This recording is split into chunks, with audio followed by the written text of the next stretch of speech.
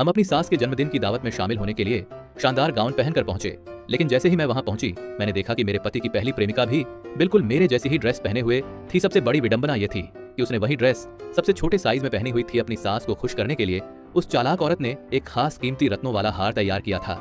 मेरी सास बहुत खुश हुई और मौके का फायदा उठाकर मुझे ताना मारने लगी कि मुझे बड़ों का सम्मान करना नहीं आता। मेरी बेटी ने यह सुना तो तुरंत मेरी तरफदारी करते हुए कहा कि मैंने भी एक तोहफा तैयार किया है, लेकिन हैरानी की बात यह थी कि मेरा हार भी बिल्कुल उसी जैसा निकला। बिना एक पल सोचे मेरे पति ने कह दिया कि मेरा हार नकली है। मैंने समझाने की कोशिश की, लेकिन वहां मौजूद किसी ने भी मेरी बात पर विश्वास नहीं किया।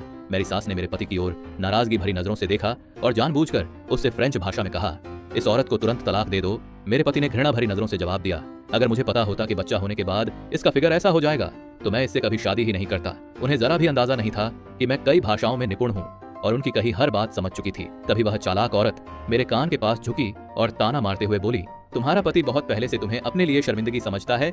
जैसे ही सौदा पूरा होगा वह तुम्हें तुरंत तलाक दे देगा और हमारी ड्रेस एक जैसी होने की व्यवस्था भी तुम्हारी बेइज्जती करने के लिए तुम्हारी सास ने जानबूझकर की थी।